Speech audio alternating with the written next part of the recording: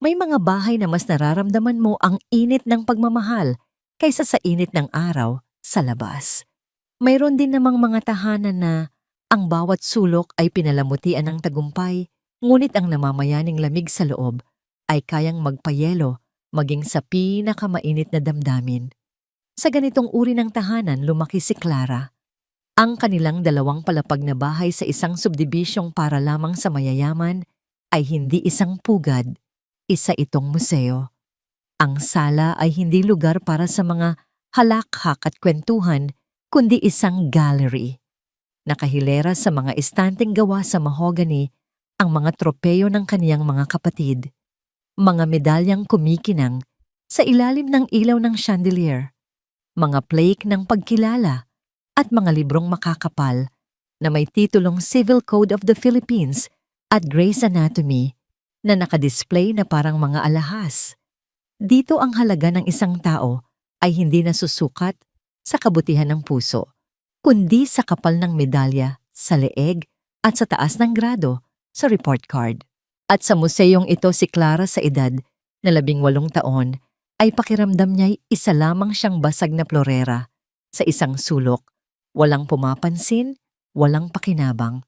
Kagagaling lang niya sa eskwelahan. Dala-dala niya hindi lang ang kaniyang backpack na puno ng libro, kundi ang isang pusong puno ng pangarap. Ito na ang huling linggo niya sa senior high school.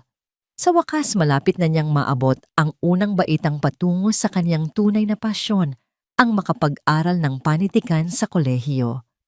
Pagpasok niya sa pinto, naabutan niya ang kaniyang mga magulang, sina Francis at Micaela, na tahimik na nagkakape sa sala. Si Micaela, isang babaeng may tindig na kasing tigas ng kaniyang mga prinsipyo, ay marahang humihigop sa kaniyang tasa habang nakataas ang isang kilay. Si Francis naman isang taong nasanay na ang mundo ay umiikot sa lohika at numero, ay nakatitig sa kawalan na para bang kinakalkula ang bawat gastos sa buhay. Mapabati ni Clara, pilit na pinapasigla ang boses. Tanging isang tango lang ang isinukli ng kanyang ama. Ang kanyang ina naman ay ibinaba ang tasa sa center table, ang tunog ng porselana sa salamin ay tila isang babala. Clara, mabutit dumating ka na. May gusto kaming sabihin sa iyo, panimula ni Micaela, ang boses ay walang bahid ng anumang emosyon. Tungkol po ba sa pag-aaral ko sa college? Tanong ni Clara, hindi maitago ang pananabik. May listahan na po ako ng mga universidad na gusto kong pasukan. Nagkatinginan ng mag-asawa. Isang tingin na sanay na si Clara, isang palitan ng mensahe na siya lang ang hindi kasama. Siya lang ang hindi nakakaintindi. Mukhang nasabi na pala sa'yo ng kuya mo ang kalahati, sabi ni Micaela. Pero hindi iyon ang kumpletong desisyon namin. Kumunot ang noo ni Clara. Ano po yung narinig ko kay Kuya Arnel? Sabi niya, parang ayaw niyo raw po sa kursong gusto ko. Pero susuportahan niyo pa rin naman ako. Diba? Isang mapait na ngiti ang gumuhit sa labi ng kanyang ina. Clara, hindi ka na namin pag-aaralin ng kolehiyo. Ang mga salita ay parang mga piraso ng yelo na isa-isang tumama sa kaniyang dibdib. Ang hanging kanyang hinihinga ay biglang naging mabigat. Ano? Pobi, bakit po anak, praktikal lang tayo, sabat ni Francis sa wakas ay nagsalita. Nakatapos ka ng senior high school. Dapat maging masaya ka na roon. Hindi lahat ay nabibigyan ng ganoong pagkakataon. Pero may kakayahan naman po tayo, giit ni Clara. Nararamdaman na ang pangingilid ng luha. Pinag-aral niyo po sina Ate Karina at Ate Elena sa pinakamagaling na law school. Si Kuya Arnel nasa mamahaling med school.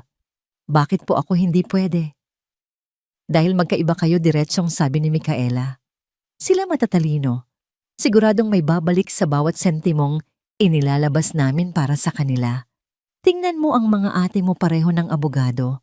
Ang kuya mo, magiging doktor. Sila ay magagandang investment.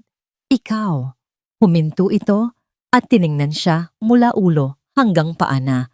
Para bang sinusuri ang isang depektibong produkto. Anong kurso nga ulit yang gusto mo? Bachelor of Arts in Literature po, sagot ni Clara, ang boses ay halos pabulong na. Isang mahinang tawa ang kumawala kay Francis. Literatura anak, magsasayang kami ng daan-daang libo para pag-aralan mo kung paano magsulat ng tula. Hindi ka yayaman dyan. Walang kasiguraduhan sa kursong yan. Pero ito po ang gusto ko. Dito po ako magaling pakiusap ni Clara. Magtiwala naman po kayo sa akin. Magtiwala ulit ni Micaela, ang boses ay may halong pang-uuyam. Paano kami magtitiwala sa'yo? Tingnan mo nga ang mga grado mo. Puro pasang awa. Sa inyong magkakapatid, ikaw lang ang hindi umakyat sa stage para tumanggap ng honor. Kahit isang beses. Anong ipagmamalaki namin sa'yo? Ang bawat salita ay isang sampal.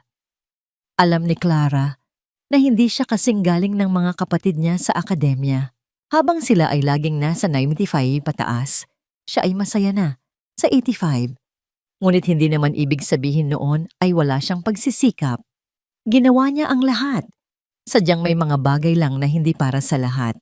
So, yun po pala ang dahilan, sabi ni Clara, ang pait ay gumuguhit sa kanyang lalamunan dahil mababa ang grades ko. Dahil sa tingin niyo bobo ako. Hindi sumagot ang mga magulang niya, ngunit ang kanilang pananahimik ay isang malakas na pagsang-ayon. Iyon ang mas masakit. Hindi kami ang nagsabi niyan, Clara. Ikaw, sabi ng kanyang ama. Tumayo si Micaela, ang postura ay nagpapakita ng pagkayamot. At ano ngayon? Kung iniisip nga namin, yon may rason kami. Hindi kami ang gumagawa ng grado mo. Kung hindi ka talaga bobo, sana napatunayan mo. Ang huling patak ng pag-asa sa puso ni Clara ay tuluyan ng natuyo. Ang pader na matagal na niyang nararamdaman sa pagitan niya at ng kanyang pamilya, isang pader na gawa sa matataas na ekspektasyon at mga pagkumpara, ay nararamdaman niyang tuluyan ng nagsara sa kanyang harapan. Hindi na ito isang pader na hindi nakikita. Ito'y totoo, matigas at hindi kayang tibagin. Ang mabuti pa, pumasok ka na sa kwarto mo, utos ng kanyang ama. Baka kung saan pa mapunta. Ang usapang ito, hindi na niya napigilan ang pagbagsak ng mga luha. Tumalikod siya nang walang imik, ang bawat hakbang paakyat sa hagdanan ay parang pasan niya ang buong mundo. Pagpasok sa kaniyang silid, isinara niya ang pinto at doon humagulgol ng walang tunog. Ang kaniyang kwarto ang nag-iisang lugar sa bahay na masasabi niyang kaniya ay napupuno ng mga libro ng tula at nobela. Sa dingding nakadikit ang mga parangal na nakuha niya sa mga paligsahan sa pagsusulat sa eskwelahan. Ngunit ngayon, habang tinitingnan niya ang mga yon, parang wala itong halaga. Dahil sa mata ng mga taong pinakamahalaga sa kanya, lahat ng yon ay basura lang. Niyakap niya ang kanyang mga tuhod at umiyak hanggang sa wala nang mailuha. Ngayong gabi na intindihan niya, hindi siya isang anak sa tahanang ito. Isa siyang pagkakamali sa isang pamilyang perpekto. Isa siyang investment na nalugi. At sa isang museyong puno ng mga obra maestra, siya ang blankong canvas na napagdesisyonang hindi na dapat pang pag-aksayahan ng pintura. Kinabukasan ng agahan ay parang isang pagtitipon ng mga estranghero. Ang katahimikan sa hapagkainan ay mas matalas pa kaysa sa tunog ng mga kubyertos na tumatama sa mamahaling pinggan. Si Clara ay halos hindi makakain, ang bawat subo ay tila buhangin sa kaniyang lalamunan. Ang bigat ng desisyon kagabi ay nakapatong sa kanyang mga balikat. Ang kanyang mga kapatid, sina Karina at Elena, na parehong mga batang abogado, ay dumating na bihis sa kanilang mga business attire. Ang kanilang presensya ay nagdadala ng aura ng kumpiyansa at tagumpay na lalong nagpaliit sa tingin ni Clara sa sarili. Clara, narinig namin ang reklamo mo kagabi, basag ni Karina. Sa katahimikan, hindi man lang siya tinitingnan at abala sa paghiwa ng kaniyang pagkain. Sumusobra ka na yata. Pasalamat ka nga't nakatapos ka ng senior high. Ang kapal naman ng mukha mong magdemand pa ng kolehiyo. Oo nga, segunda ni Elena, habang naglalagay ng lipstick gamit ang isang maliit na salamin. Ever since, alam na nating lahat kung nasaan ang lugar mo. Hindi mo kailangang ipilit ang sarili mo sa isang mundong hindi ka naman nababagay. Ang akademya ay para sa matatalino. Ang mga salita ay tumusok sa puso ni Clara, ngunit wala na siyang lakas para sumagot. Para saan pa, ang hatol ay naibigay na. Noon nagsalita ang kanilang ina, si Micaela, na tila may hawak na solusyon sa lahat ng problema. Huwag na nating pag-usapan yan. May mas magandang plano kami para kay Clara. Lumingon ang lahat sa kanya. Naaalala niyo ba ang mga Segovia, ang pamilya ng isa sa pinakamalalaking law firm sa bansa? Pagpapatuloy ni Micaela, may kakaibang kislap sa kaniyang mga mata. Ang nag-iisang anak nilang lalaki, si Attorney Julius Segovia ay binata pa. Matipuno, matalino at napakayaman, at naghahanap siya ng mapapangasawa. Biglang kinabahan si Clara. Maano pong kinalaman niyan sa akin? Lahat sabi ng kanyang ina na para bang ipinapaliwanag ang isang napakasimpleng bagay. Dahil hindi ka biniyayaan ng talino, binigyan ka naman ng ganda. Gamitin mo yan. Makikipagkita tayo sa kanila para sa isang hapunan mamayang gabi. This is your golden opportunity, Clara. Ito na ang paraan para guminhawa ang buhay mo nang hindi mo kailangang pahirapan ang utak mo. Ipakakasal niyo ako sa isang taong hindi ko kilala. Hindi makapaniwalang tanong ni Clara. Huwag kang OA. Kikilalanin mo pa lang siya pagtatama ni Francis, pero siguraduhin mong magugustuhan ka niya. Ito na lang ang pag-asa mo. Ang buong araw ay isang mahabang paghahanda para sa isang seremonya kung saan si Clara ang alay. Pinilit siya ng kanyang ina na magsuot ng isang pulang bestida na hapit sa kanyang katawan, isang damit na hindi niya kailanman isusuot. Inayusan siya nilagyan ng kolorete sa mukha na para siyang isang manikang ihaharap sa isang mamimili. Habang tinitingnan niya ang sarili sa salamin, hindi niya makilala ang babaeng nakikita niya. Ang mga mata nito ay malungkot at walang buhay. Ang napiling restaurant ay isa sa mga lugar na madalas lang makita ni Clara sa mga magasin. Ang mga ilaw ay malalambot, ang sahig ay kumikinang, at ang bawat mesa ay may puting mantel at kandila. Pagdating nila, naghihintay na roon si Julius Segovia. Sa unang tingin inamin ni Clara sa sarili na lahat ng sinabi ng kanyang ina ay totoo. Gwapo si Julius, mayroon siyang ngiti na kayang magpatunaw ng puso at mga matang nangungusap ng kumpiyansa. Nakasuot siya ng isang mamahaling suit at ang relo sa kanyang pulso ay tiyak na nagkakahalaga ng isang kotse. Tito, tita, it's a pleasure bati niya sa mga magulang ni Clara. Ang boses ay magalang at malambing. And you must be Clara. You are more beautiful in person. Naramdaman ni Clara ang pag-init ng kanyang pisngi, ngunit hindi dahil sa kilig, kundi dahil sa hiya. Ang kanyang mga magulang ay halatang halata ang pagkasiya tawa ng tawa sa bawat biro ni Julius, tango ng tango sa bawat salita nito tungkol sa kanyang mga tagumpay. Si Clara naman ay tahimik lang, sumasagot lang kapag tinatanong ang mga sagot ay maikli at pilit. Pakiramdam niya ay isa siyang produkto sa isang business meeting. Ang lahat ay nagbago nang tawagin ni Julius ang isang waiter. Sabi niya, hindi malakas pero may diin sabay taas ng kamay. Ang waiter, isang binatang marahil, ay kaedad lang ni Clara, ay abala sa kabilang mesa at sumenyas na saglit lang. Lumipas ang 2 minuto bago ito nakalapit sa kanila. Yes, sir. Paano po ako makakatulong, tanong ng waiter, hingal na hingal. Ang ngiti sa mukha ni Julius ay biglang naglaho. Kanina pa kita tinatawag. Alam mo ba kung gaano kahalaga ang oras ko? Bakit ang tagal mo? Paumanhin po, sir. May inaasikaso lang po, sagot ng waiter, yumuko ng bahagya. Hindi ko tinatanong kung anong ginagawa mo. Ang trabaho mo ay pagsilbihan ako. Sabi ni Julius, ang boses ay mahinahon, ngunit puno ng pagbabanta. Kumuha ka ng isang bote ng pinakamahal niyong red wine at pakibilisan mo. Ayokong maghintay ulit. Pagkaalis ng waiter, bumalik ang ngiti sa mukha ni Julius na para bang walang nangyari. Ngunit para kay Clara, sapat na ang nakita niya. Ang magandang imahe ni Julius ay biglang nabasag. Sa likod ng makisig na anyo at magagandang salita ay isang lalaking mayabang at walang respeto sa kapwa.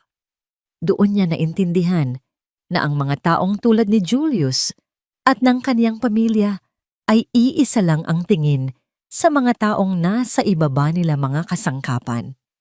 Matapos ang hapunan, nagpaalam ang mga magulang ni Clara upang bigyan sila ng pagkakataong magkausap ng masinsinan.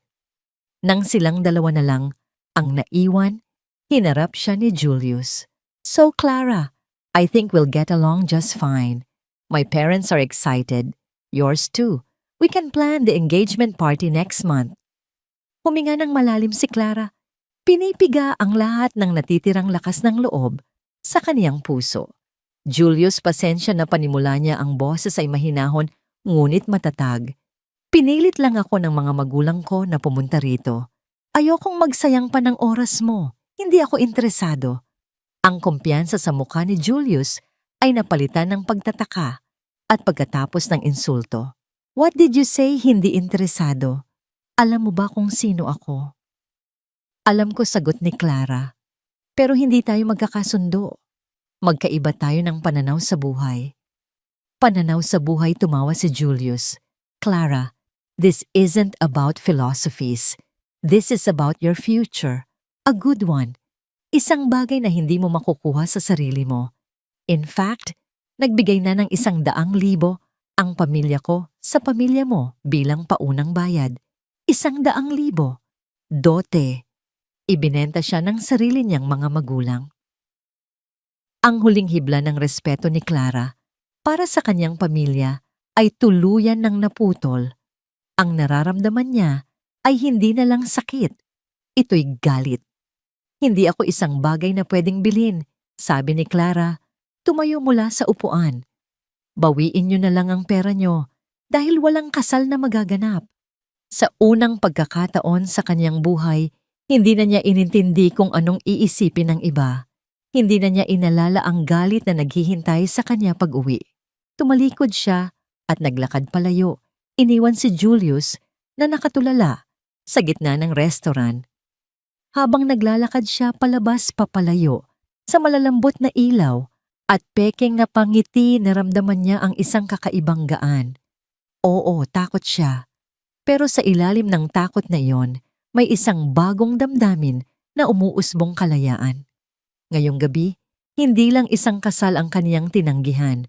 Tinanggihan niya ang isang buhay na idinidikta ng iba. At sa pagpili niyang iyon, kahit ano pa ang kahinatnan, alam niyang nagsimula na siyang iligtas ang kaniyang sarili. Ang pag-uwi ni Clara ay isang paglalakbay patungo sa bibig ng leon. Ang bawat metro na nilalakad niya palapit sa kanilang bahay ay nagpapabigat sa kaniyang dibdib. Ang pakiramdam ng kalayaan na kaniyang naramdaman kanina ay unti-unting napapalitan ng matinding takot. Alam niya kung anong naghihintay sa kaniya sa likod ng pinto. Pagpihit niya ng seradura, ang katahimikan sa loob ng bahay ay hindi mapayapa. Ito'y isang katahimikang nag-aabang puno ng tensyon. Sa ilalim ng artipisyal na dilaw na ilaw ng foyer, nakatayo ang kaniyang ina at ama. Hindi sila gumagalaw. Para silang mga hukom na naghihintay sa pagdating ng nasasakdal. "Saan ka galing?" tanong ni Micaela. Ang boses ay kasing lamig ng sahig na marmol. "Ma." Bago pa man niya madugtungan ang kaniyang sasabihin, isang malutong na sampal ang dumapo sa kaniyang pisngi. Ang tunog ay umaling-awngaw sa buong kabahayan. Napahawak si Clara sa kaniyang mukha, hindi dahil sa sakit, kundi dahil sa gulat. Ito ang unang pagkakataon na pinagbuhatan siya ng kamay ng kaniyang ina. "Ang lakas ng loob mo," sigaw ni Micaela. Ang dating kontroladong boses ay nagliliyab na sa galit. "Ang lakas ng loob mong ipahiya kami. Alam mo ba kung anong kahihiyan ang idinulot mo sa pamilyang ito? Tinanggihan mo ang isang Segovia. Sino ka sa tingin mo?" May karapatan po akong pumili. Sagot ni Clara. Nanginginig ang boses, ngunit pilit na pinatatatag. Hindi niyo ako pwedeng ibenta na parang isang produkto. Produkto sabat ng kanyang ama, si Francis, na sa wakas ay gumalaw. Lumapit ito sa kanya, ang mukha ay isang maskara ng pagkadismaya. 100,000, Clara. Iyon ang halaga ng tiwalang ibinigay nila sa atin. At sinira mo yon sa loob lang ng isang gabi dahil sa walang kwenta mong prinsipyo. Kaya niyo ako sinampal dahil sa pera. Hindi makapaniwalang sabi ni Clara. Dahil lang doon, hindi sinampal kita. Dahil wala kang utang na loob, sabi ni Micaela. Pinapakain ka namin binibihisan, binibigyan ng maayos na buhay. Ang tanging hiling namin ay ayusin mo ang kinabukasan mo sa paraang alam naming tama. Pero anong ginawa mo? Ipinamukha mo sa lahat na isa kang hangal na walang pangarap. Ang mga salita ay mas masakit kaysa sa sampal. Ang bawat isa ay isang lason na dahan-dahang pumapatay sa kaniyang kaluluwa. Tumingin siya sa kanyang ama, naghahanap ng kahit katiting na awa, kahit konting pag-unawa. Pa, hindi niyo ba ako mahal, tanong niya. Ang luha ay malayang dumadaloy sa kanyang mga pisngi. Anak niyo ba talaga ako? Bakit parang wala kayong kahit konting pagmamahal para sa akin? Ang mukha ng kanyang ama ay nanatiling matigas, pagmamahal. Paano ka namin mamahalin kung hindi mo inaayos ang buhay mo? Sa buong pag-aaral mo, puro mababang grado ang dala mo. Binigyan ka namin ng pagkakataong umangat sa buhay, pero itinapon mo lang. Responsibilidad mong suklian ang mga sakripisyo namin, Clara. Hindi yon sakripisyo pa. Responsibilidad niyo yon. Sigaw ni Clara, ang lahat ng sakit at galit na naipon sa kaniyang puso ay biglang kumawala. Ang sumunod na sampal ay nagmula sa kaniyang ama. Mas malakas, mas mabigat. Napatumba siya ng bahagya at napasandal sa pader. Ang hapdi sa magkabilang pisngi niya ay wala-wala kumpara sa durog na pakiramdam sa loob niya. Ang 2 taong dapat na maging sandalan niya ay sila mismong gumigiba sa kanya. Wala ka talagang galang, sabi ni Francis. Ang boses ay mababa at puno ng pagkasuklam. Tapos na kami sayo. Lumayas ka sa bahay na ito. Deklara ni Micaela, ang bawat salita ay isang pinal na hatol. Kung ganyan katigas ang ulo mo, kung mas pinipili mo ang kahirapan kaysa sa magandang buhay na inaalok namin, bahala ka. Pero hindi mo yan gagawin sa ilalim ng pamamahay namin. Simula ngayon, dagdag ng kaniyang ama, itinatakwil ka namin bilang anak. Kalimutan mo nang kami ang magulang mo, dahil kakalimutan na rin namin na nagkaroon kami ng anak na tulad mo. Ang mundo ni Clara ay gumuho. Ang bahay na kinalakihan niya ay hindi na niya tahanan. Ang mga taong nagbigay buhay sa kanya ay sila na ring tumutulak sa kanya papalayo. Wala nang salitang lumabas sa kanyang bibig. Ang laban ay tapos na. Tinalikuran niya sila, ang bawat hakbang ay mabigat na parang may kadenang nakakabit sa kanyang mga paa. Umakyat siya sa kanyang kwarto, hindi na lumingon pa. Sa loob ng kanyang silid, ang kanyang santuwaryo, tiningnan niya ang paligid. Ang mga libro, ang mga journal, ang mga mumunting tropeo mula sa pagsusulat. Ito lang ang mga bagay na tunay na kanya. Dahan-dahan kinuha niya ang isang malaking maleta mula sa ilalim ng kama at nagsimulang mag-impake. Hindi siya umiiyak, para siyang isang robot na gumagalaw ng walang emosyon. Isinilid niya ang kaniyang mga damit, ang kaniyang mga libro, at ang isang maliit na kahon na naglalaman ng kaniyang mga sinulat. Hindi niya kinuha ang anumang bagay na magpapaalala sa kaniyang mga magulang.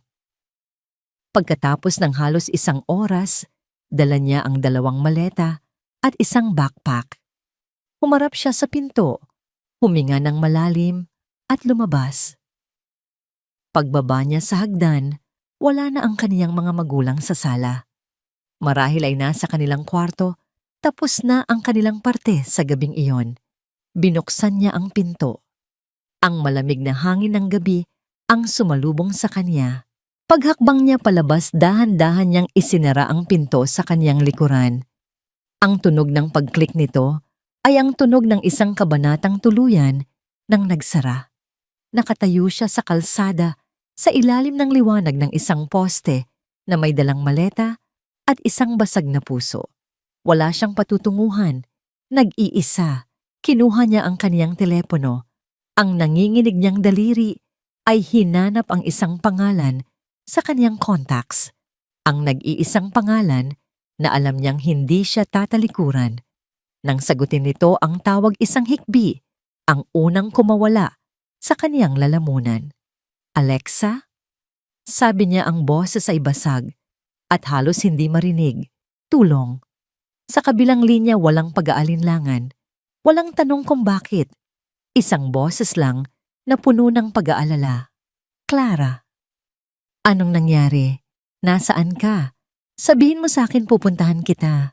Sa gabing iyon, habang nakatayo sa labas ng bahay na tuluyan ng nagsara, para sa kanya ang boses ng isang tunay na kaibigan ang naging tanglaw niya sa gitna ng kadiliman. Ang apartment ni Alexa ay nasa kabilang dulo ng mundo kumpara sa bahay na nilisan ni Clara. Ito ay nasa isang abalang distrito, malapit sa University Belt, kung saan ang hangin ay amoy usok ng sasakyan at inihaw na pagkain sa kalye. Ang gusali ay lumana, ang pintura ay may mga lamat, at ang elevator ay madalas sira. Ngunit pagpasok ni Clara sa maliit na unit kung saan nakatira si Alexa, kasama ang kanyang pamilya, isang bagay ang agad niyang naramdaman na hindi niya kailanman naramdaman sa kanilang mansyon: init. Sinalubong siya ng mga magulang ni Alexa, sina Mang Tony at Aling Nena. Hindi ng paghuhusga, kundi ng mahigpit na yakap at isang tasang mainit na tsokolate. Ang kanilang apartment, bagamat maliit at siksikan, ay puno ng mga litrato ng pamilya, mga halakhak at ng amoy ng bagong lutong pagkain. Dito ang yaman ay hindi sinusukat sa ari-arian, kundi sa pagmamahal. "Hidya dito ka na muna. Huwag mong alalahanin ang kahit ano," sabi ni Aling Nena habang hinahaplos ang buhok ni Clara. "Ang kwarto ni Alexa ay kwarto mo na rin." Sa unang pagkakataon, sa loob ng maraming taon, naramdaman ni Clara na siya ay ligtas. Doon sa maliit na kama na katabi ng kanyang kaibigan, inilabas niya ang lahat ng sakit na kinimkim niya. Si Alexa ay nakinig lang, hindi nagsalita.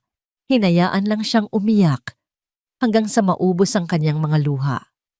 Ang mga sumunod na araw ay isang malaking pagbabago. Nasanay si Clara sa katahimikan ng kanilang subdibisyon.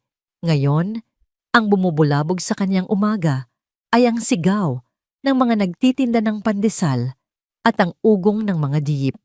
Nasanay siyang may katulong na naghahanda ng lahat. Ngayon, natututo siyang maglaba ng sarili niyang damit at magluto ng simpleng pagkain. Mahirap, ngunit sa bawat gawain may kakaibang kasiyahan siyang nararamdaman. Ito ang pakiramdam ng pagiging kapaki-pakinabang. Ito ang pakiramdam ng pagiging malaya. Ngunit ang kalayaan ay may kaakibat na responsibilidad. Alam niyang hindi siya pwedeng habang buhay na maging pabigat sa pamilya ni Alexa. Kailangan niyang kumita. Kailangan niyang tumayo sa sarili niyang mga paa. Nagsimula siyang maghanap ng trabaho. Gamit ang kakarampot na natitira sa kaniyang allowance, nagimprenta siya ng resume at nilibot ang mga gusali sa Ortigas at Makati. Ang target niya ang mga call center. Ito lang ang industriyang alam niyang tumatanggap ng mga senior high school graduate basta't magaling kang mag-Ingles. Ang unang linggo ay puno ng pagkabigo. Maraming interview, maraming assessment, ngunit laging may kulang. Ngunit hindi siya sumuko. Ang bawat "will call you" ay nagpatatag sa kanyang determinasyon. Sa wakas, sa ikalawang linggo, isang kumpanya ang tumawag pabalik. Natanggap siya. Ang trabaho ay sa gabi, isang graveyard shift, bilang isang technical support agent. Ang mundo niya ay biglang bumaliktad. Ang araw niya ay gabi, at ang gabi niya ay araw. Ang trabaho ay mahirap. Kailangan niyang kausapin ang mga galit na kliyente mula sa kabilang panig ng mundo lutasin ang kanilang mga problema sa computer na siya mismo ay hindi lubos na naiintindihan noong una. Pagod at puyat ang naging karamay niya, ngunit sa bawat pagod may kapalit. Sa unang pagkakataon na natanggap niya ang kaniyang sahod, isang maliit na sobrang papel na naglalaman ng perang pinaghihirapan niya, naramdaman niya ang isang uri ng pagmamalaki na hindi kayang tumbasan ng anumang medalya. Sa gitna ng magulong buhay na ito, may isang bagay na hindi niya binitawan ang pagsusulat. Ito ang kaniyang takbuhan, ang kaniyang santuwaryo. Sa mga araw na wala siyang pasok, may isang lugar siyang laging pinupuntahan. Ito ay isang maliit na coffee shop na nakatago sa isang eskinita, malayo sa ingay ng pangunahing kalsada. Ang pangalan nito ay Kape at Mga Salita. Ang lugar ay pagmamay-ari ng isang binatang tahimik na nagngangalang Leo. Si Leo ay hindi katulad ng mga lalaking nakilala ni Clara. Wala siyang mamahaling kotse o suit. Ang madalas niyang suot ay isang simpleng itim na t-shirt at maong. Ang kanyang mga braso ay may mga tattoo ng mga nota ng musika. Siya ay isang indie musician na nagbukas ng coffee shop para pagsamahin ang dalawa niyang hilig kape at sining. Ang Kape at Mga Salita ay hindi lang isang negosyo. Ito ay isang komunidad. Ang mga pader ay puno ng mga libro na pwedeng basahin ninuman. Sa isang sulok ay may isang maliit na entablado kung saan may mga open mic para sa mga makata at musikero tuwing Biyernes ng gabi. Doon sa isang mesa, sa pinakasulok sa tabi ng bintana, umuupo si Clara. Sa halaga ng isang tasa ng kape, nakakapagsulat siya ng ilang oras. Ang kanyang laptop ang kanyang mundo. Dito niya ibinubuhos ang lahat ng kanyang sakit pangarap at obserbasyon sa buhay. Napansin siya ni Leo. Paano'y hindi? Siya lang ang customer na halos araw-araw. Nandoon laging seryoso sa harap ng kanyang laptop. Ang kanyang mga daliri ay walang tigil sa pagtipa. Isang hapon, habang nag-aayos si Leo ng mga libro sa estante, malapit sa mesa ni Clara, hindi niya napigilang magtanong. Nobela tanong niya, ang boses ay mahina at hindi nang iistorbo. Nag-angat ng tingin si Clara na gulat. Oo. O sinusubukan kahit paano. Ngumiti si Leo, isang nangiting tila nahihiya. Alam mo, may kasabihan ng mga manunulat. Ang unang draft ay laging basura. Ang mahalaga, sinusulat mo. Iyon lang. Bumalik na siya sa counter. Ngunit ang simpleng mga salitang iyon ay tumatak sa isip ni Clara. Sa unang pagkakataon, may isang taong hindi niya kaibigan o pamilya na kinilala ang ginagawa niya hindi bilang isang walang kwentang libangan, kundi bilang isang tunay na gawain. Simula noon, nagkaroon sila ng mga maliliit na usapan tungkol sa mga librong binabasa nila, sa musikang pinapakinggan nila, sa mga pangarap na tila napakalayong abutin. Nalaman ni Clara na si Leo tulad niya ay lumayo rin sa landas na gustong ipatahak ng kanyang pamilya. Gusto sana siyang maging inhinyero, ngunit mas pinili niya ang musika. Sa mga pag-uusap na yon, naramdaman ni Clara ang isang koneksyon.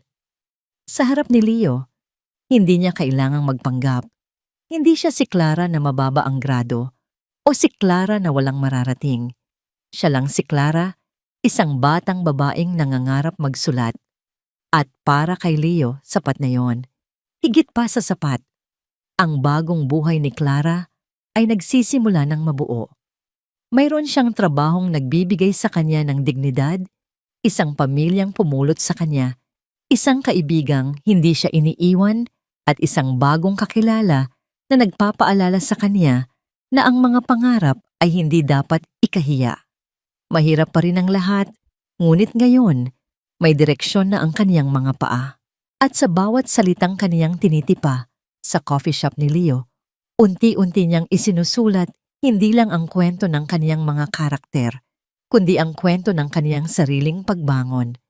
Lumipas ang 6 na buwan. Si Clara ay naging isang makina. Sa gabi, isa siyang boses sa telepono na matiyagang gumagabay sa mga problemadong kliyente. Sa umaga, isa siyang estudyante ng buhay pinipilit matulog sa gitna ng ingay ng lungsod. Ang kaniyang sahod ay hindi kalakihan, ngunit natuto siyang pagkasahin ito. Kalahati ay ibinibigay niya sa pamilya ni Alexa bilang ambag sa upa at pagkain. Ang natitira ay mahigpit niyang pinaghati-hati para sa pamasahe, pagkain at isang maliit na sobre na may nakasulat na para sa pangarap. Doon niya inilalagay ang bawat pisong matitipid niya. Para saan? Hindi pa niya alam noon. Marahil para sa isang bagong laptop o para sa mga libro. Ngunit sa kaibuturan ng kanyang puso, alam niyang ang perang ito ay para sa isang bagay na mas malaki. Isang hapon habang nagkakape sa kape at mga salita, nakita niya ang isang poster na nakapaskil sa bulletin board ng coffee shop. Panday Salita. Isang weekend writing workshop kasama si G. Alfonso Mateo. Ang pangalan ay tumatak sa isip niya. Si G. Mateo ay isa sa mga nirerespetong manunulat sa bansa, isang alamat sa mundo ng panitikan, ngunit kilala rin sa pagiging kritiko at sa kaniyang matatalas na pananalita. Bihira na itong lumabas sa publiko. Ang workshop fee ay katumbas ng halos 2 linggo niyang sahod. Nagdalawang isip siya. Ang pera ay maaari niyang ipambili ng bagong damit o sapatos, mga bagay na matagal na niyang hindi nagagawa para sa sarili. Ngunit habang tinititigan niya ang poster, narinig niya ang mga boses mula sa nakaraan, literatura, walang kwentang kurso, hindi ka matalino. Ito na yon. Ito ang pagkakataon. Kinuha niya ang sobreng para sa pangarap, binuksan ito at binilang ang laman. Sapat na sapat. Ang workshop ay ginanap sa isang maliit na silid-aralan sa isang lumang gusali ng unibersidad.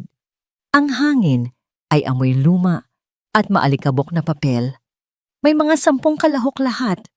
Ay mukhang mas may karanasan at mas may kumpiyansa kaysa sa kanya.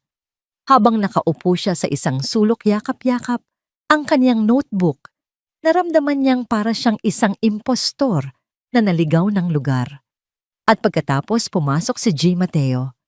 Isa siyang matandang lalaki na payat ang pangangatawan, nakasuot ng luma ngunit malinis na tweed jacket.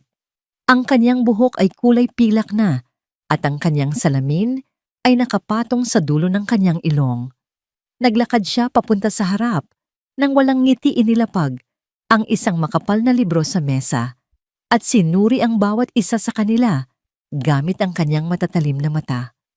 Magandang umaga, aniya. Ang boses ay malalim at parang bakal.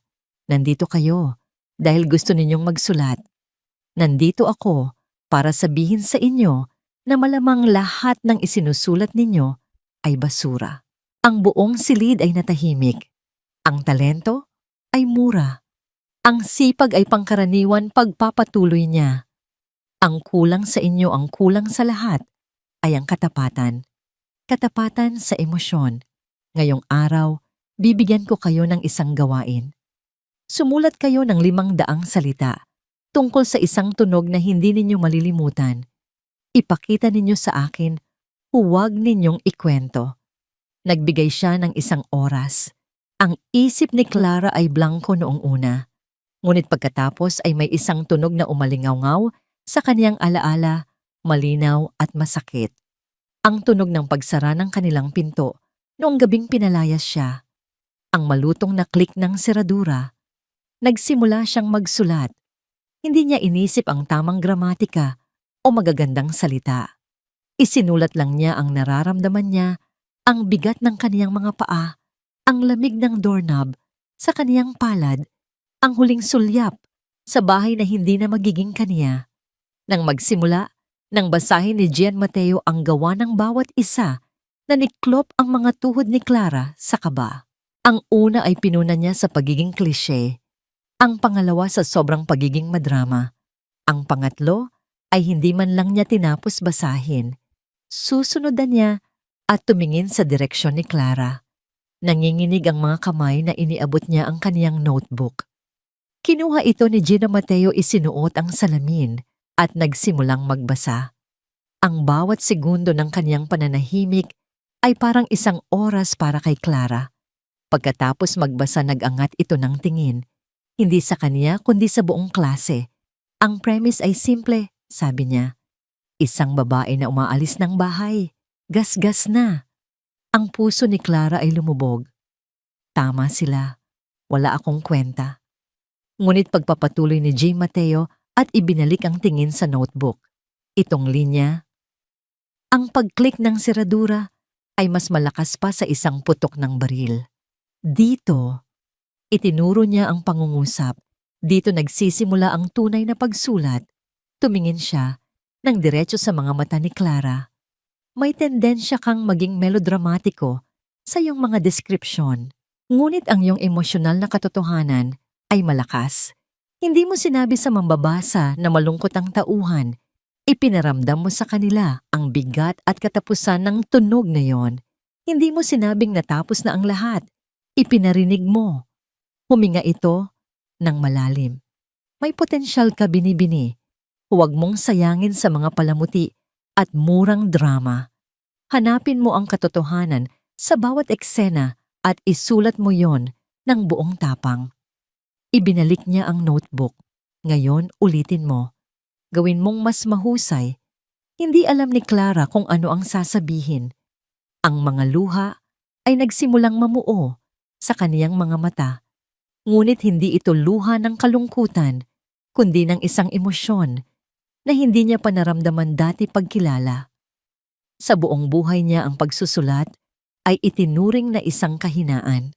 Ngayon, isang taong nirerespeto sa mundong nais niyang pasukin ang nagsabi sa kanya na mayroon siyang potensyal. Ang mga salita ng kaniyang mga magulang ay malalakas, ngunit ang mga salita ni G. Mateo, mga salitang gumagabay hindi nang huhusga, ay parang isang baluti na biglang isinuot sa kaniyang kaluluwang puno ng sugat. Umuwi si Clara mula sa workshop na yon na may bagong pananaw. Hindi na siya isang batang babaeng nagtatago sa pagsusulat. Isa na siyang manunulat na may tungkuling maging mas mahusay. Sa gabing iyon, sa ilalim ng liwanag ng isang maliit na lampshade sa tabi ng kaniyang kama, binuksan niya ang kaniyang laptop. Binasa niya ang sinabi ng matandang manunulat. At nagsimula siyang magtipa, hindi na para takasan ang mundo, kundi para harapin ito gamit ang lakas ng kaniyang mga salita. 5 taon. 5 taon ang lumipas na parang isang kisap mata, ngunit kasabay nito parang isang walang hanggan. Si Clara ay 23 taong gulang na. Ang trabaho sa call center ay nagbigay sa kanya ng disiplina at ng kakayahang mamuhay ng simple. Ang pagsusulat ay naging kanyang hangin at tubig. Ang kaniyang nobela sa Wattpad na pinamagatan niyang Lahat ng Araw ay unti-unting nakakakuha ng mga mambabasa. Hindi pa ito sikat, ngunit mayroon na siyang maliit at tapat na komunidad ng mga taga-subaybay na sabik na naghihintay sa bawat bagong kabanata. Si J. Mateo ay nanatiling anino sa kaniyang paglalakbay.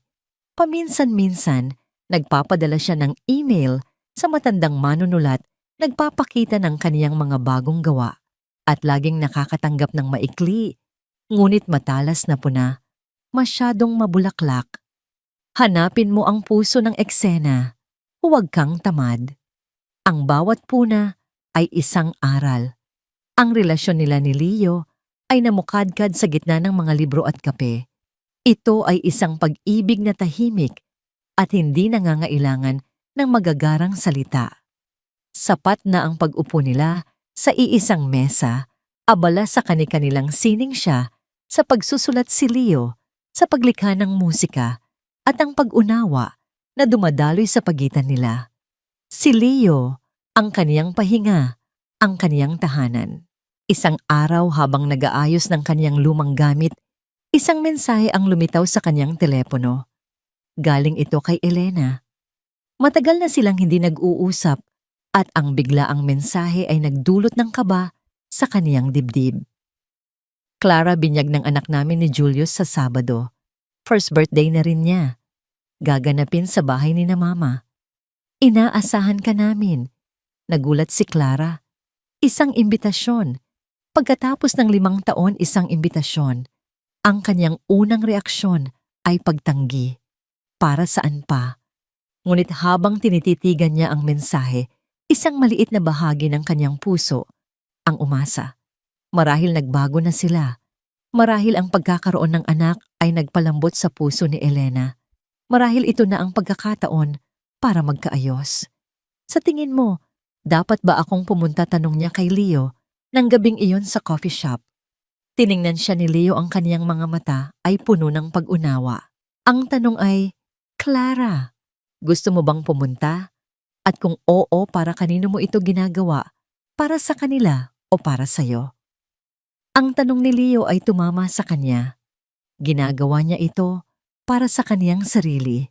Para sa batang Clara na hanggang ngayon ay umaasa pa ring isang araw ay matatanggap siya. Dumating ang Sabado. Nagsuot si Clara ng isang simpleng puting bestida na binili niya mula sa ukay-ukay at isang pares ng sandals. Nagdala siya ng isang maliit na regalo para sa pamangkin, isang picture book na siya mismo ang pumili. Pagdating niya sa harap ng bahay na dati niyang tinirhan, huminga siya ng malalim. Ang bakuran ay puno ng mga taong hindi niya nakilala. May mga lobo, isang malaking happy birthday banner at malakas na tugtugin. Ito ang uri ng handaan na hindi kailanman ibinigay sa kanya kahit noong nagtapos siya ng high school. Pumasok siya at ang lahat ng ingay ay tila huminto. Ang mga mata ng kanyang mga kamag-anak ay napakos sa kanya. Ang mga bulungan ay nagsimula, parang mga bubuyog na dumaan sa kanyang tainga. Si Clara, yung naglayas. Tingnan mo ang suot, parang galing lang sa Divisoria. Balita ko sa call center lang nagtatrabaho. Sayang, maganda pa naman. Pinilit niyang huwag pansinin ang mga ito at hinanap si Elena. Nakita niya ito malapit sa cake. Karga-karga ang isang cute na batang lalaki. Sa tabi nito ay si Julius na mas tumingkad ang pagiging arogante sa paglipas ng mga taon. At sa isang tabi ang kaniyang buong pamilya, sina Micaela, Francis, Karina at Arnel. Ang kanilang mga muka ay walang bakas ng pagkagulat na para bang inaasahan na talaga nila siya. Ate-bati ni Clara, ngumiti ng pilit. Happy birthday sa inaanak ko. Ito maliit na regalo. Kinuha ni Elena ang regalo nang hindi man lang tinitingnan. Isang mataray na ngiti ang sumilay sa kanyang labi. Salamat sa pagdating, Clara. Akala namin hindi ka na magpapakita. Lumapit si Micaela, ang kanyang ina. Hindi siya yumakap. Sa halip sinuri siya nito mula ulo hanggang paa. Ang mga mata ay puno ng panghuhusga. Anak, nandito ka pala. Long time no see. Kumusta na? Balita ko ayos naman daw ang sahod sa call center. Siguro sapat na para makabili ka ng damit. Sa ukay-ukay, ang huling mga salita ay sinabi nito nang may halong tawa at ang ibang mga kamag-anak na nakarinig ay nakitawa na rin. Ang sakit ay bigla at matindi. Parang isang suntok sa sikmura. Doon na pagtanto ni Clara ang lahat. Hindi ito isang imbitasyon para sa pakikipag-ayos. Isa itong patibong. Inimbitahan siya para gawing sentro ng katatawanan, para ipamukha sa kanya kung gaano siya kababa kumpara sa kanila. Mainimbita niyo ako dito para lang pagtawanan, tanong ni Clara. Ang boses ay nanginginig sa pinipigil na galit. Huwag kang mag-inarte, sabat ni Julius. Dapat kang ngang magpasalamat. Pinapakita lang namin sa iyo ang buhay na sinayang mo. Kung pinakasalan mo lang ako noon, baka ikaw ang nagdiriwang ngayon, hindi ang kapatid mo. Tumingin si Elena kay Clara, ang mga mata ay nagliliyab sa tagumpay. Oo nga, Clara. Say thank you. Dahil kung hindi ka naging tanga, hindi sana ganito kaganda ang buhay ko ngayon. At ngayon pwede ka nang umalis. Tapos na ang palabas. Walang nagtanggol sa kanya. Ang kanyang ama at mga kapatid ay tahimik lang na nanonood, mga manunood sa isang sirko kung saan siya ang payaso. Ang batang Clara, sa loob niya ay gustong umiyak at magmakaawa. Ngunit ang Clara na hinubog ng 5 taon ng paghihirap ay iba na.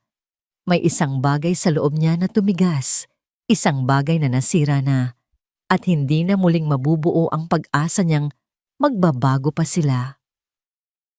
Huminga siya ng malalim, pinakalma ang sarili. Tiningnan niya sila isa-isa, hindi na may sakit sa mga mata, kundi may isang malamig na determinasyon. Salamat, sabi niya, ang boses ay kalmado at malinaw. Nagulat sila sa kaniyang reaksyon. Salamat sa pagpapaalala sa akin kung bakit ako umalis. Salamat sa pagpapakita na tama ang naging desisyon ko. Humarap siya kay Elena. Congratulations sa iyo, ate. Sana maging masaya ka. Dahil ako, ngumiti siya, isang tunay na ngiti. Sa unang pagkakataon, ako masaya na ako. Tumalikod siya at naglakad palayo. Hindi niya hinintay ang kanilang sagot. Ang mga bulungan sa likod niya ay parang hangin na lang. Habang naglalakad siya papalabas ng bakuran papalayo sa dating sugat, naramdaman niya ang isang bagong lakas na dumadaloy sa kanyang mga ugat. Ang sakit ay hindi nawala. Ngunit ngayon, may kasama na itong apoy. Ang dating sugat na yon ay hindi na isang bagay na kailangan niyang takpan. Ito na ngayon ang magiging gatong niya. Hindi para maghiganti, kundi para patunayan hindi sa kanila, kundi sa kanyang sarili na ang halaga niya ay hindi kailanman nakadepende sa kanilang pagtingin. Pag-uwi niya, sinalubong siya ni Leo sa pinto ng coffee shop. Nakita nito ang bakas ng luha sa kaniyang mga mata.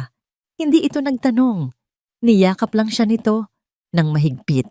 At sa yakap na yon ipinangako ni Clara sa kaniyang sarili. Hindi na siya muling iiyak dahil sa kanila. Ang susunod na mga luha niya ay magiging luha na ng tagumpay. Ang sakit na dulot ng pagpapahiya sa kanya sa binyag ay hindi nagtagal bilang lason sa sistema ni Clara. Sa halip ito'y naging enerhiya. Isang puwersang nagtulak sa kanya na magtrabaho, ng mas maigi magsulat, ng mas may tapang, at mangarap ng mas mataas. Ibinuhos niya ang lahat ng kaniyang emosyon sa huling mga kabanata ng kaniyang nobelang Lahat ng Araw. Ang kwento na tungkol sa isang dalagang pilit, hinahanap ang sariling liwanag sa gitna ng isang madilim na mundo ay naging salamin ng kaniyang sariling buhay. Ang bawat salita ay may bigat ng kaniyang mga karanasan. Ang bawat pangungusap ay may pintig ng kaniyang puso. Hindi niya namalayan ang kanyang maliit na komunidad ng mambabasa sa Wattpad ay nagsimula nang lumaki. Ang mga komento ay dumami mula sa iilan at naging daan-daan, pagkatapos ay libo-libo. Ibinabahagi ng mga mambabasa ang kwento sa kanilang mga kaibigan. Nagsimula itong pag-usapan sa mga online forum at social media. Isang gabi pagkatapos ng kaniyang nakakapagod na shift sa call center, binuksan niya ang kaniyang Wattpad account para mag-post ng bagong kabanata. Napanganga siya sa kaniyang nakita. Ang bilang ng reads ng kaniyang nobela ay umabot na ng 1,000,000 at habang tinititigan niya ito, ang numero ay patuloy na tumataas. Alexa, Leo, sigaw niya, hindi makapaniwala. Nagmamadaling lumapit ang dalawa sa likod niya. Ano yan, tanong ni Alexa, kinukusot pa ang mga mata. 1,000,000. Paanong? Viral, Clara, sabi ni Leo, ang kanyang boses ay puno ng pagkamangha. Nag-viral ang kwento mo. Kinabukasan ng hashtag na Lahat ng Araw ay nag-trending sa Twitter. Ang mga tao ay nag-uusap tungkol sa mga karakter na sina Luna at Kai, mga pangalang nilikha ni Clara sa loob ng kanyang maliit na silid. Ang kanyang inbox ay napuno ng mga mensahe mula sa mga mambabasa, mga kabataang nagsasabi kung paano sila naantig at na-inspirasyon ng kaniyang kwento. Ang mundo ni Clara ay biglang nagbago. Ang telepono na dati ginagamit lang niya para kausapin ang mga galit na kliyente ay nagsimula nang makatanggap ng mga tawag at email mula sa mga taong hindi niya kilala, mga literary agent, mga publisher. Sa gitna ng lahat ng ito, si J. Mateo ang una niyang tinawagan. Binabati kita, binibini, sabi ng matandang manunulat sa kabilang linya. Ang boses ay kalmado, gaya ng dati. Ngunit tandaan mo, ang kasikatan ay parang alon.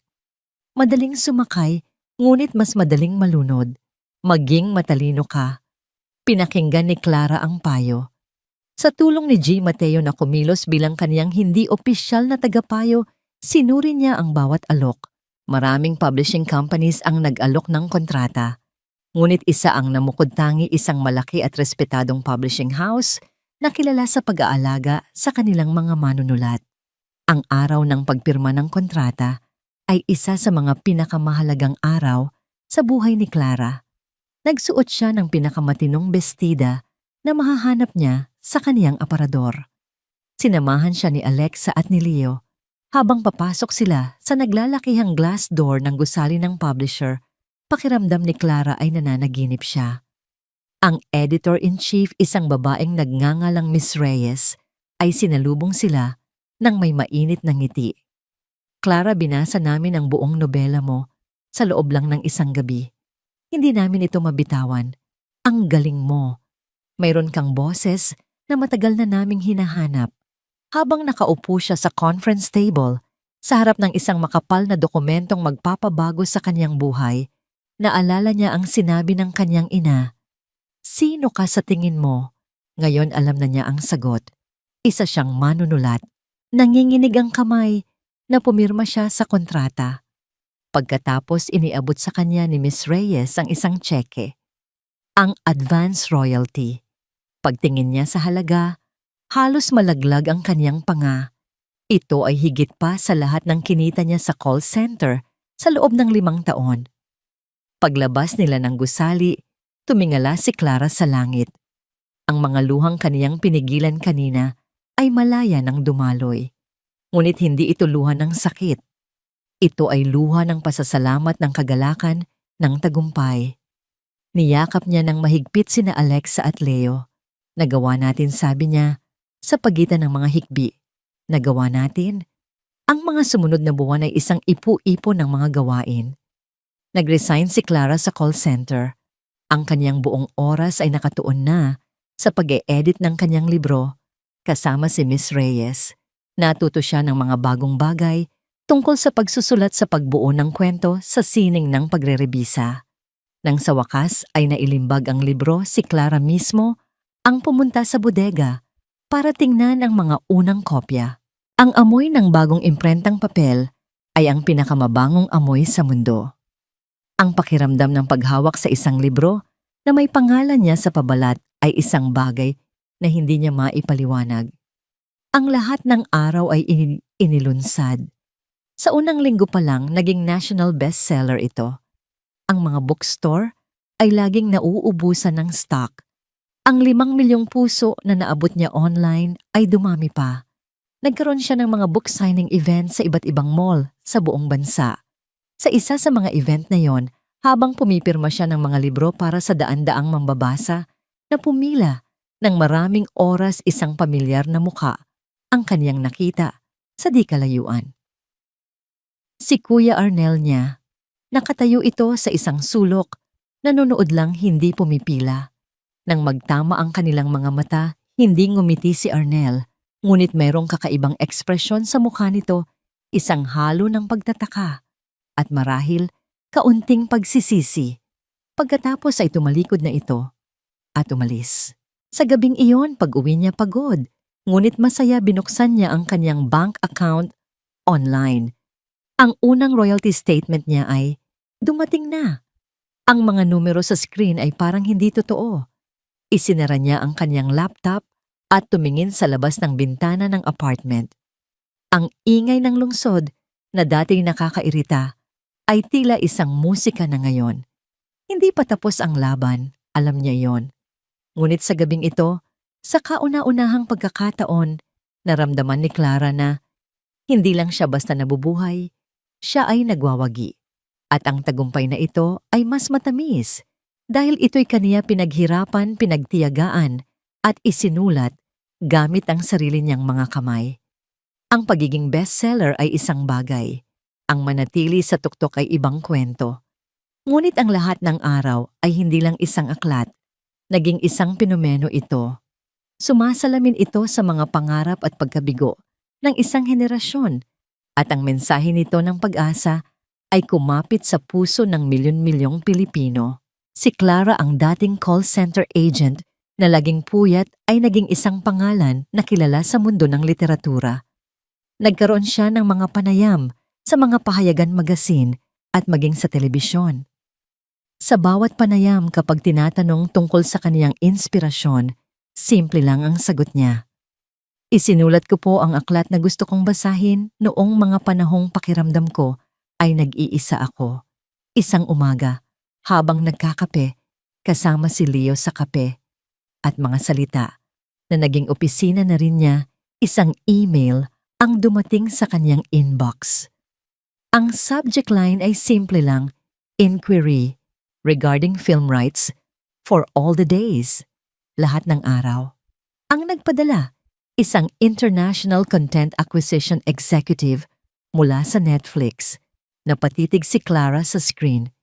Binasa niya ito ng paulit-ulit. Netflix, ang higanting streaming service na nagbago sa paraan ng panonood ng buong mundo. Hindi ito maaring maging totoo. Marahil ay isang scam o isang biro. Leo, tawag niya, ang boses ay nanginginig. Tingnan mo to. Lumapit si Leo at binasa ang email. Nanlaki ang mga mata niya. Clara, ito na yon. Ito na ang susunod na antas. Agad nilang ipinadala ang email kay G. Mateo. Makalipas ang 1 oras, tumawag ang matandang manunulat. Sa unang pagkakataon, narinig ni Clara ang pananabik sa boses nito. Ito'y isang malaking isda, Clara. Huwag kang magpapadalos-dalos. Kailangan mo ng isang magaling na abogado para sa intellectual property rights. Huwag kang basta-basta pipirma. Sa tulong ng kanyang publishing house, kumuha sila ng isa sa pinakamahusay na entertainment lawyer sa bansa. Nagsimula ang negosasyon. Ito ay isang bagong mundo. Para kay Clara, isang mundo ng mga legal na termino, mga porsyento ng kita at mga kontratang may maraming pahina. Nakakalula, ngunit sa bawat pulong naramdaman niyang lumalago siya, hindi lang bilang manunulat, kundi bilang isang profesional. Ang alok ng Netflix ay hindi lang basta bilhin ang karapatan. Gusto nilang gawin itong isang full series na isasalin sa iba't ibang wika at ipapalabas sa buong mundo. At may isang kondisyon si Clara na hindi niya isusuko. Gusto niyang maging bahagi ng creative team bilang isang consultant at co-writer. Nagulat ang kaniyang abogado. Clara, malaking pera ang pinag-uusapan natin. Baka umatras sila kung magiging demanding tayo. Kung hindi nila kayang igalang ang pinanggalingan ng kwento, hindi nila ito dapat isa pelikula, matatag niyang sagot. Sa huli pumayag ang Netflix. Nakita nila ang kanyang pasyon at naniwalang ang kanyang boses ay mahalaga para manatiling tapat ang adaptasyon sa libro. Ang araw ng pagpirma ng kontrata sa Netflix ay ginanap sa isang marangyang hotel. Naroon ang mga executive mula sa Singapore, ang kanyang publisher, ang kanyang abogado, at syempre, sina Alexa Leo at G. Mateo na nakaupo sa isang tabi tahimik na ipinagmamalaki siya. Habang hawak niya ang ballpen, naalala niya ang gabing pinalayas siya. Ang bigat ng kanyang 2 maleta ay wala kumpara sa bigat ng panulat na ito, isang panulat na magdadala sa kanyang kwento sa buong mundo. Pumirma siya. Pagkatapos, isang ceremonial toast. Habang itinataas niya ang kanyang baso ng champagne, nakita niya ang refleksyon niya sa salamin sa dingding. Isang babaeng nakasuot ng eleganteng itim na bestida, may kumpiyansa sa mga mata. Malayo na ito sa basang sisiw na dalagita 5 taon na ang nakalipas. Ang pre-production ay nagsimula kaagad.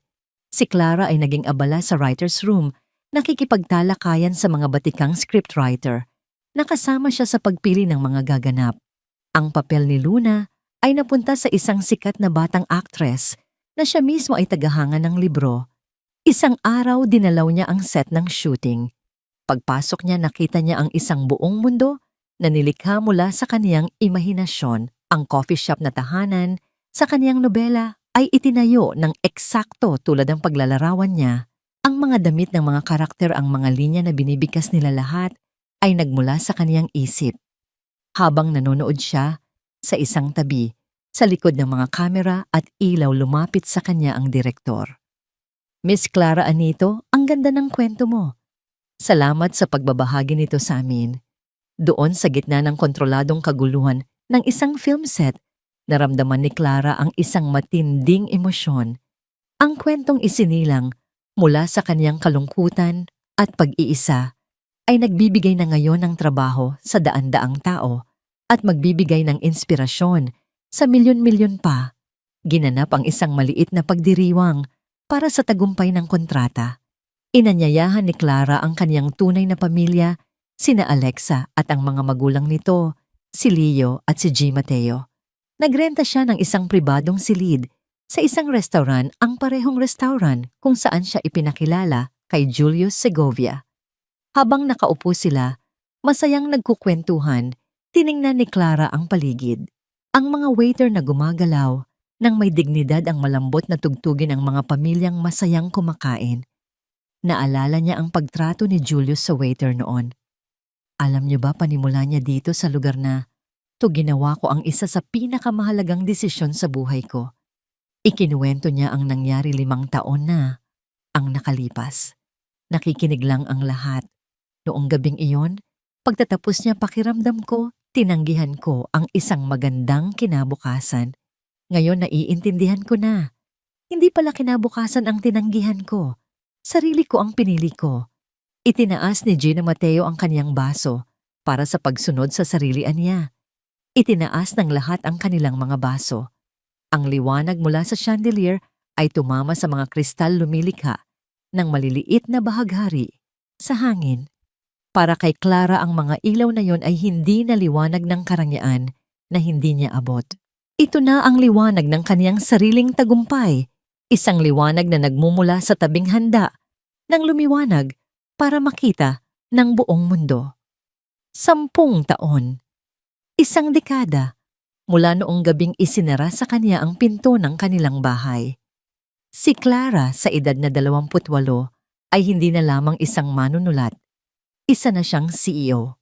Pagkatapos ng pandaigdigang tagumpay ng serye ng Lahat ng Araw sa Netflix, ginamit niya ang kaniyang kinita hindi sa mga luho, kundi sa pagbuo ng isang bagay na mas malaki. Itinatag niya ang Pugad Publishing, isang maliit, ngunit maimpluwensyang publishing house, na ang layunin ay bigyan ng pagkakataon ang mga bagong manunulat na may mga kwentong kailangang marinig. Hindi na siya nakatira sa apartment ni Alexa. Bumili siya ng isang modernong condominium unit sa isang tahimik na bahagi ng lungsod na may malawak na bintanang tanaw ang skyline. Ito ay simple, ngunit elegante, isang espasyong sumasalamin sa kung sino na siya ngayon, kalmado, may kontrol at payapa. Ang relasyon nila ni Leo ay mas tumatag pa. Si Leo ang kanyang angkla sa gitna ng magulong mundo ng kasikatan. Sa loob ng 10 taon, wala siyang naging komunikasyon sa kanyang pamilya, maliban sa paminsan-minsang pagbati sa text mula kay Arnel tuwing Pasko. Wala siyang galit na kinikimkim, ngunit wala na rin siyang inaasahan. Ang sugat ay naghilom na nag-iwan ng peklat na nagsisilbing paalala ng kaniyang lakas. Isang araw, nakatanggap siya ng tawag mula sa isang tita niya, si Tita Bella, ang kapatid ng kaniyang ama. Si Tita Bella ay isa sa iilang kamag-anak na laging mabait sa kanya. Clara Iha, sabi nito sa kabilang linya, magkakaroon kami ng family reunion para sa ika-80 kaarawan ng lola mo. Alam kong komplikado ang lahat, pero sana makapunta ka. Gusto kang makita ng lola mo. Nag-alinlangan si Clara. Ang ideya ng pagbabalik sa isang silid na puno ng mga taong nagdulot sa kanya ng sobrang sakit ay nakakakaba. Ngunit ang pagbanggit sa kanyang lola, na laging may espesyal na lugar sa kanyang puso, ang nagtulak sa kanya na sumang-ayon. Sige po, tita. Pupunta ako. Bago ang araw ng reunion, dumaan si Clara sa isang high-end na department store. Hindi para magpasikat, kundi para sa isang simpleng dahilan, gusto niyang magbigay ng regalo. Bumili siya ng isang mamahaling relos para sa kanyang ama, isang designer bag para kay Karina, isang eleganteng kwintas para kay Elena, isang pares ng limited edition na sapatos para kay Arnel, at isang bote ng pabango na matagal nang gusto ng kanyang ina. Para sa kanyang tita Bella at lola, pinili niya ang pinakamagagandang regalo. Ito ay hindi isang paraan ng pagpapakita ng yaman. Para sa kanya ito ay isang kilos ng pagpapatawad at pagsasara ng kabanata. Dumating ang araw ng reunion. Ginanap ito sa malawak na hardin ng bahay ni Tita Bella. Habang papalapit siya, nakita niya ang isang pamilyar na sasakyan na nakaparada sa labas, ang lumang kotse ng kanyang ama. Huminga siya ng malalim bago iparada sa tabi nito ang kaniyang sariling sasakyan, isang makintab na itim na Audi. Nagsuot siya ng isang simpleng navy blue na jumpsuit elegante, ngunit hindi magarbo. Ang kaniyang buhok ay nakapusod ng maayos at ang kaniyang pampaganda ay minimal. Dala-dala niya ang mga paper bag na naglalaman ng kaniyang mga regalo. Pagpasok niya sa hardin, ang tawanan at kwentuhan ay unti-unting humina. Ang lahat ng mga mata ay napunta sa kanya. Nakita niya sila, ang kaniyang buong pamilya, nakaupo sa iisang mahabang mesa na para bang isang eksena mula sa isang pelikula. Sila'y tumanda. May mga guhit na sa mukha ng kanyang mga magulang. Si Elena ay may 2 ng anak. Si Julius ay tumaba ng bahagya. Ang unang lumapit ay si Tita Bella na niyakap siya ng mahigpit. Mabutit dumating ka, iha. Para po sa inyo, sabi ni Clara, iniabot ang isang regalo. Pagkatapos lumapit siya sa mesa ng kanyang pamilya, ang katahimikan ay nakakabingi. Mapabati niya, ang boses ay kalmado. Ang kanyang ina si Micaela ang unang nagsalita, hindi inaalis ang sarkastikong ngiti sa labi. Wow, Clara, nagulat ako.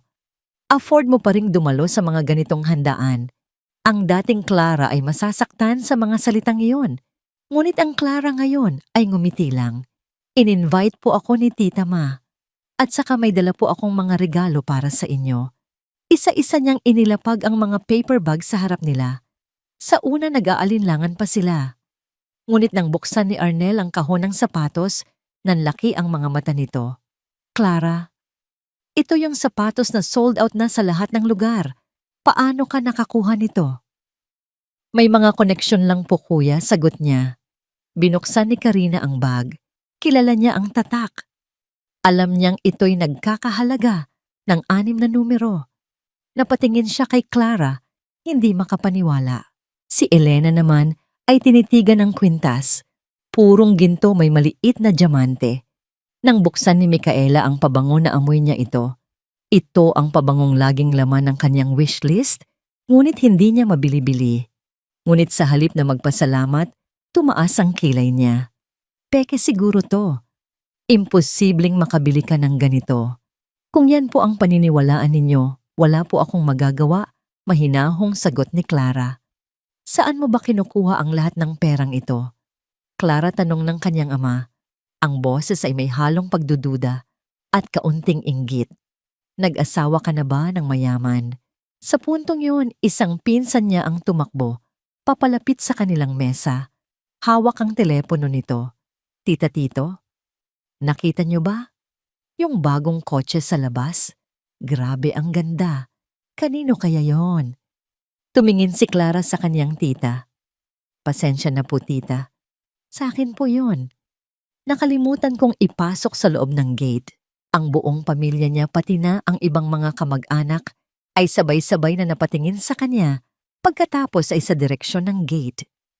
Ang kanilang mga muka ay isang halo ng pagkabigla, pagkalito at kawalan ng paniniwala. Sayo? Yun ulit ng kaniyang ama. Opo pa, isa po sa mga napundar ko. Teka, sabi ni Elena, na tila may biglang na-realize. Tinitigan niya si Clara na para bang ngayon lang niya ito tunay na nakita. Clara. Yung manunulat, C.V. Reyes. Ikaw ba yun? Hindi sumagot si Clara.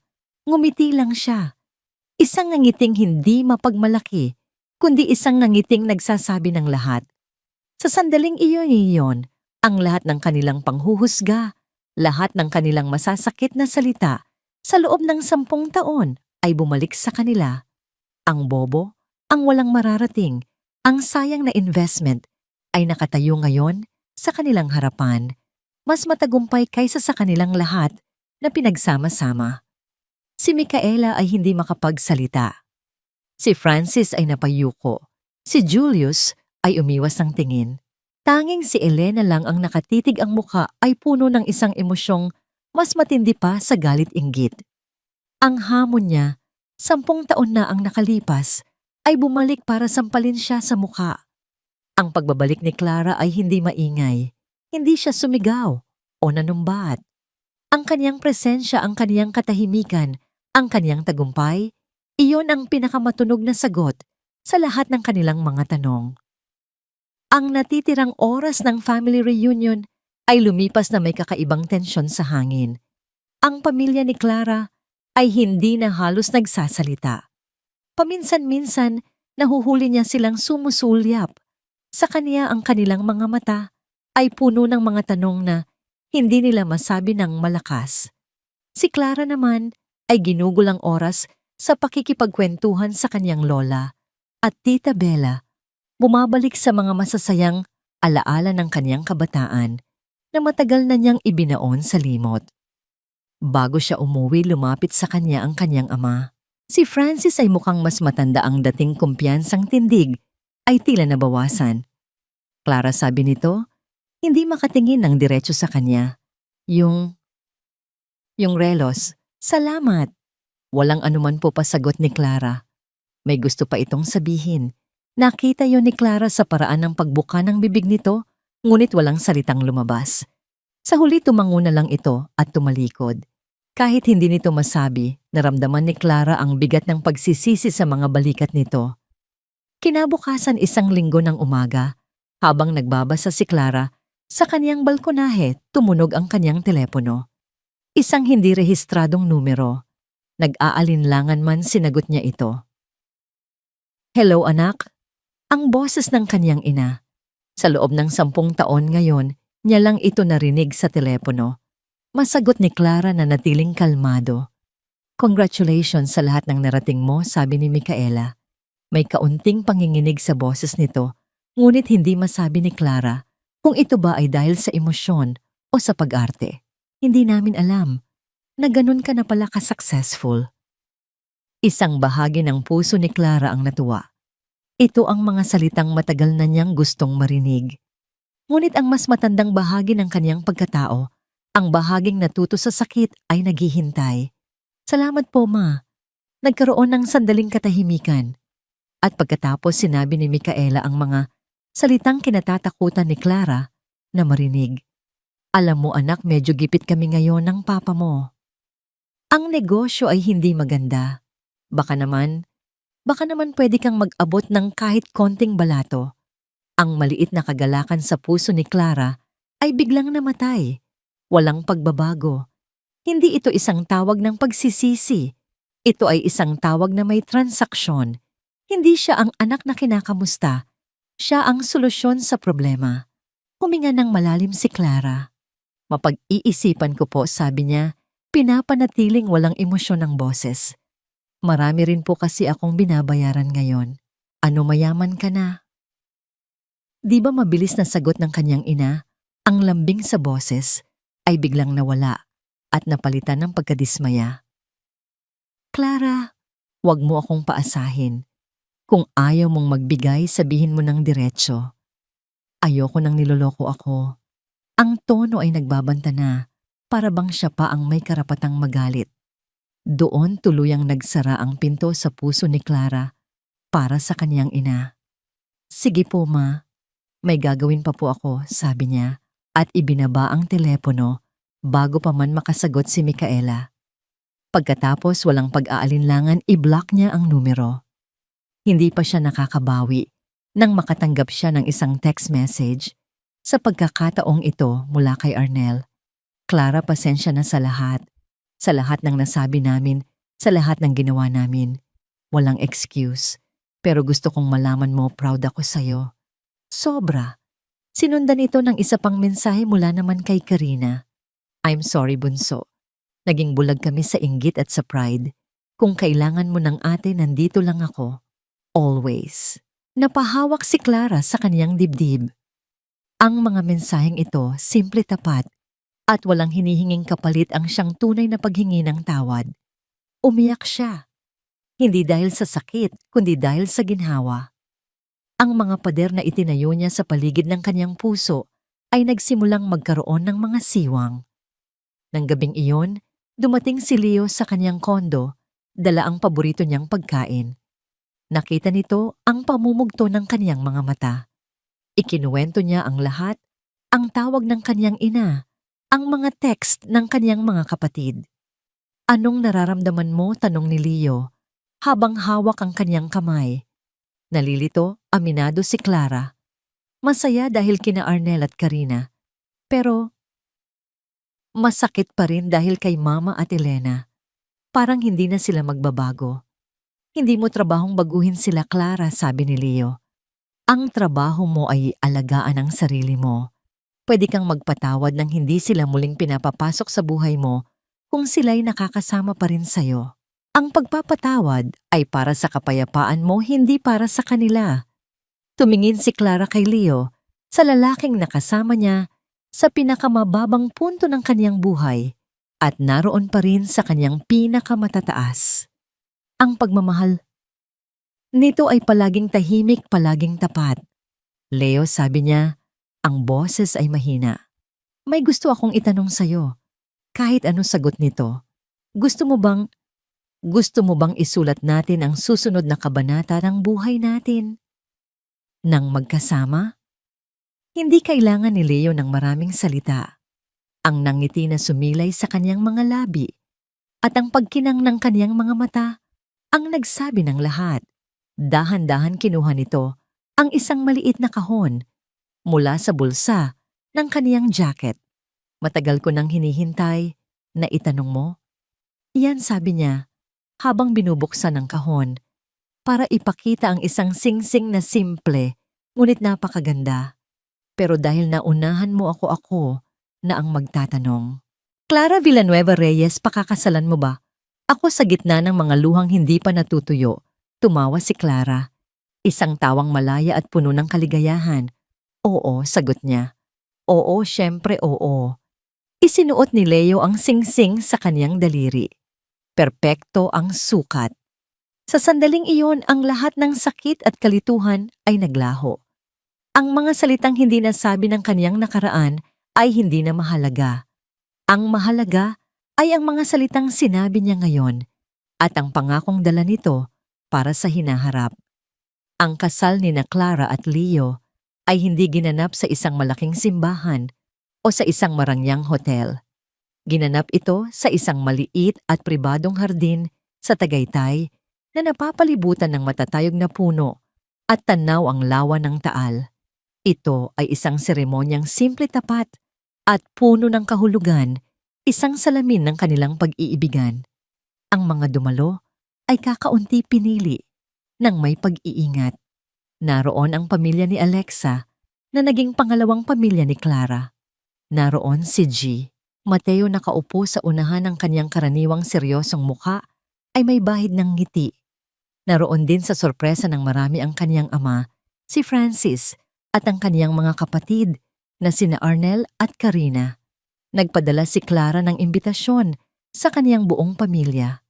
Walang inaasahan, walang pilitan. Isang bukas na pinto lamang. Ang kanyang ina at si Elena ay hindi tumugon.